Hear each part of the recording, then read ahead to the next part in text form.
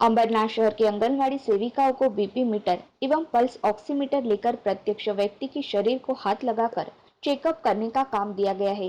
वैद्यकीय उपकरण की सहायता से जांच करने के लिए आंगनवाड़ी सेविकाओं पर प्रशासन द्वारा दबाव तंत्र का इस्तेमाल किया गया, तो आंगनवाड़ी सेविकाओं द्वारा राज्य में तीव्र आंदोलन किया जाएगा। अगर कोविड-19 मरीजों के संपर्क में आकर अप्रशिक्षितता के कारण सेविकाएं बाधित हुई तो इसकी जिम्मेदार प्रशासन और शासन ही रहेंगे।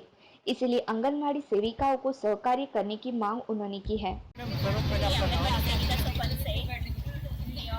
ICDSची कार्यकर्ती आहे, परंतु नगरपालिकेकडून आम्हाला जबरदस्ती कोविड-19चं काम करण्याचं जबरदस्ती करत आहे। त्याच्यासाठी आम्हाला ID देणं महत्त्वाचं आहे आणि आम्ही शासनाचे कर्मचारी नाही आहोत। आम्हाला फार कमी पगार आहे, तरीही आम्ही हे कामं नगरपालिकेने सांगितलेली पल्स पोलिओची वगैरे ही कामं आम्ही व्यवस्थित करतो।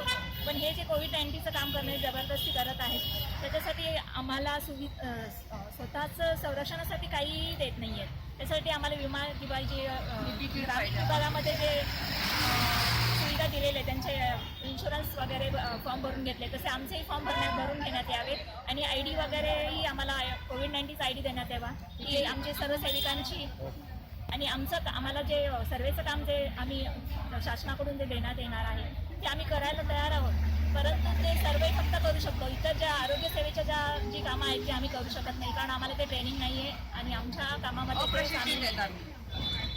शबनम शेख, अंबरनाथ प्रकल्प प्रमुख संघटनेतर्फे आणि माझ्या या सगळ्या मेरे सब आंगनवाड़ी सेविका और मददनीस लोगों के लिए हम लोग यहाँ CO को एक एप्लीकेशन देने के लिए आए हैं, क्योंकि हमारे जो एक समस्या है कि हमें जो काम देने वाले हैं वो काम है ना हमारा नहीं है, क्योंकि उसमें कोई भी ट्रेड नहीं है और ना हमको उसके लिए कोई ट्रेनिंग दी गई है अच्छे से, ना कुछ ये ना कोई उसमें एनम है, ना उसके अंदर में MSW कोई है।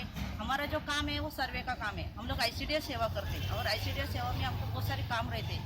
उसके अंदर में छोटे बच्चे 6 to 3 साल के बच्चे लोगों को हम लोग THR वाटप करते हैं।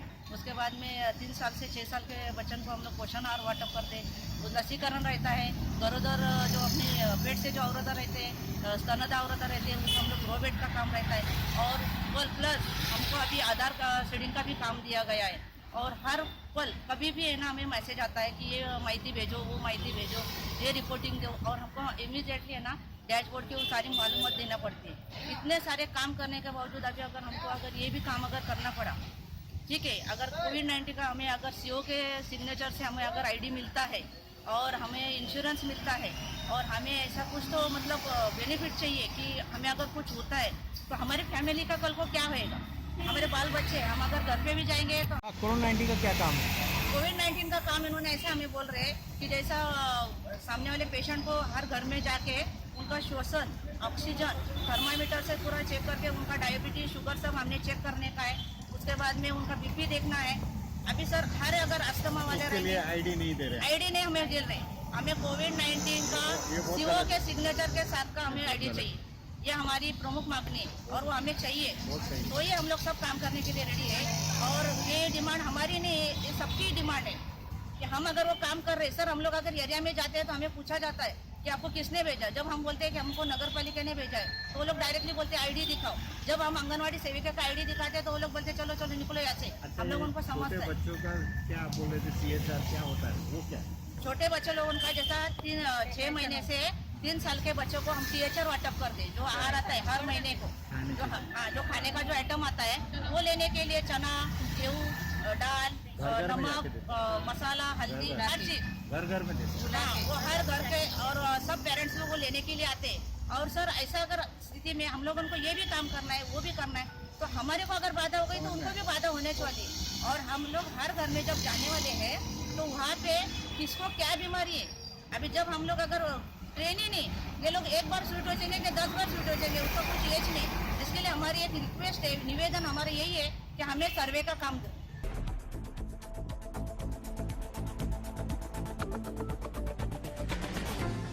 अंबरनाथ नगर परिषद के आरोग्य विभाग के काम के लिए यानी कचरा भरने के लिए प्रभाग में जगह जगह रखने के लिए हरे रंग के डिब्बे खरीदी किए गए हैं, लेकिन नगर पालिका द्वारा कम थिकनेस के डब्बे एवं निकृष्ट दर्जा के डब्बों की खरीदी की गई है, जो 6 महीने तक भी नहीं टिक पाएंगे।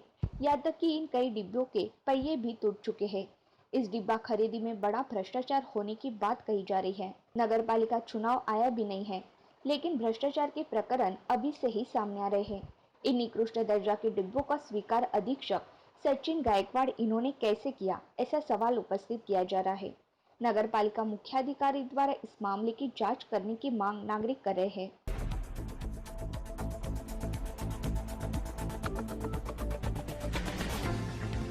अंबरनाथ शहर राष्ट्रवादी कांग्रेस पार्टी की ओर से शहर अध्यक्ष सदा मामा पाटिल इनके मार्गदर्शन में आरोग्य मंत्री राजेश टोपे इन्होंने बदलापुर नगर पालिका में भेंट देकर अंबरनाथ शहर के जीबी छाया अस्पताल की समस्या और कर्मचारी वर्ग के अटके हुए वेतन संबंधित और कोरोना महामारी उपाय योजना संबंधित पत्र दिया।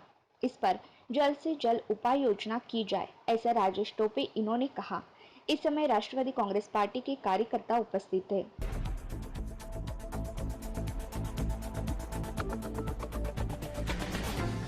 भारतीय जनता पार्टी महाराष्ट्र राज्य सरचिटनीस पद पर माननीय रविंद्र चौहान इनकी नियुक्ति की गई है। उनकी नियुक्ति पर भाजपा नेता गुलाबराव करंजुले पाटिल और शहर अध्यक्ष अभिजीत गुलाबराव करंजुले पाटिल इन्होंने उनका अभिनंदन करते हुए उन्हें आगे के काम के लिए शुभेच्छा दी।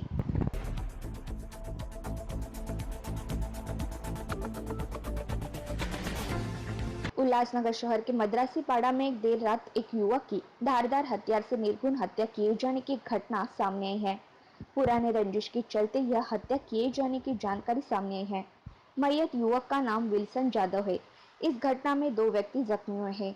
पुलिस द्वारा पंचनामा कर एक आरोपी को गिरफ्तार किया गया है और 2 आरोपी फरार बताए गए हैं। इस घटना की अधिक जांच विठलवाड़ी पुलिस कर रही है।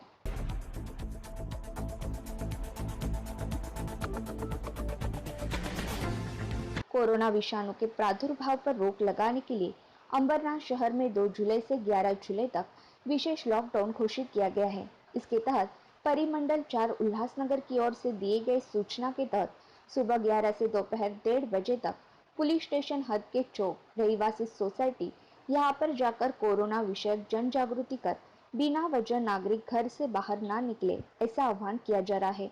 महात्मा गांधी चौक यहाँ पर 17 टू व्हीलर, 7 ऑटो, 22 सीआरपीएस, 22 मोटरसाइकिल पर दंडात्मक कार्रवाई की गई। इसके अलावा रहीवासी सोसाइटी में जाकर जन जागृति की गई। कोरोनाच्या संपर्कात येऊ नका। तुम्हाला जर कोरोना झाला याचा कदाचित होऊ नये, पण झाला तर आता हॉस्पिटल नाही, तुम्हाला ट्रीटमेंट करायला डॉक्टर लवकर उपलब्ध नाही, तिथं नर्सेस स्टाफ कमी आहे आणि म्हणून आता आपल्याला स्वतःची काळजी स्वतः घ्यावी लागेल, नाही तर नुसते घालायची वेळी आणि म्हणून हे आता आम्ही एवढे सगळे 5-6 गाड्या एकत्र घेऊन जे सांगतोय सगळीकडे तुमच्या सगळ्या अंबरनाथ शहरामध्ये, त्याला कारण हे आहे की आता आपल्याकडे सगळे हॉस्पिटल फुल झालेले आहेत, डॉक्टर कमी आहेत, नर्सेस स्टाफ कमी आहे आणि म्हणून तुमच्या घरातल्या लोकांना सांगा, आजूबाजूच्या लोकांना सांगा, मुला मुलींना सांगा की बाहेर पडू नका, गाडीवर विनाकारण फिरू नका, किराणा मालाचं दररोज ताजा भाजीपाला खायला कुणी सांगितलं तुम्हाला?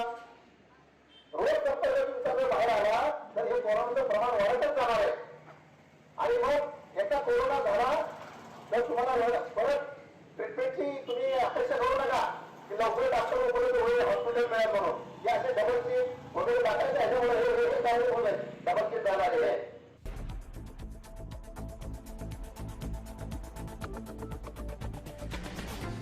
अंबरनाथ बदलापुर परिसर से कोरोना मरीजों की संख्या दिन ब दिन बढ़ती जा रही है। इसी को ध्यान में रखते हुए गुरुवार शाम में आरोग्य मंत्रालय ने कुलगांव बदलापुर नगर पालिका को भेंट दी। इन दोनों शहरों में कोरोना परिस्थिति का आढावा लिया गया। राज्य में एक मरीज के पीछे 15 संपर्क के व्यक्तियों की जांच करने का नियम होते हुए भी बदलापुर अंबरनाथ के 6 व्यक्तियों का विलीनीकरण किया जा रहा है। यह गंभीर बात है, जिससे कोरोना मरीज के पीछे 15 व्यक्तियों की जांच कर विलगीकरण करके रखा जाए तो संक्रमण की चेन टूटेगी, ऐसा उन्होंने कहा। सहित विलगीकरण कक्षा की क्षमता और उसमें बेड की क्षमता बढ़ाने की आवश्यकता है, ऐसा उन्होंने कहा। सहित बदलापुर और अंबरनाथ दोनों शहरों में वेंटिलेटर और ऑक्सीजन जैसे बेड की संख्या बढ़ाने के लिए वे प्रयास शुरू करेंगे और जल्दी यह सुविधा उपलब्ध की जाएगी। आगामी 10 दिनों में जिला में सभी सुविधाएं उपलब्ध करके दी जाएगी, ऐसा राजेश टोपे इन्होंने कहा। पहिला प्रश्न आहे की टेस्टिंगसाठी मुंबईला जावं लागतं आणि जे मधून रिपोर्ट येता 48 तास किंवा त्यापेक्षाही जास्त लागतात, म्हणजे 2-2, 3-3 दिवस लागत आहेत। तर ही बाब दुरुस्त करण्यासाठी या ठिकाणी टेस्टिंग फॅसिलिटी उपलब्ध व्हावी अशी सूचना मी आत्ताच ताबडतोबीनं कलेक्टरांना केलेली आहे आणि कुठल्याही परिस्थितीत जी काही निधी उपलब्ध करून दिलेली आहे DPDCच्या माध्यमातून आणि SDRFच्या माध्यमातून त्यातून MMR रिजनमध्ये खास करून मी सांगेल की आपल्या तुमच्या बदलापूर अंबरनाथ या परिसरासाठी एक, त्याच्यानंतर भिवंडीसाठी एक, उल्हासनगरसाठी एक आणि मला वाटतं ग्रामीण भागासाठी एक, मीरा भाईंदरसाठी एक, असे 5 टेस्टिंग फॅसिलिटीज या ठिकाणी उभारल्या जाणार आहेत आणि त्या संदर्भात सुद्धा निधीची आणि सर्व व्यवस्था करण्यात आलेली आहे. माननीय मुख्यमंत्री महोदयांनी सुद्धा याबाबतच्या म्हणजे जे काही सूचना असतील त्याही दिलेल्या आहेत.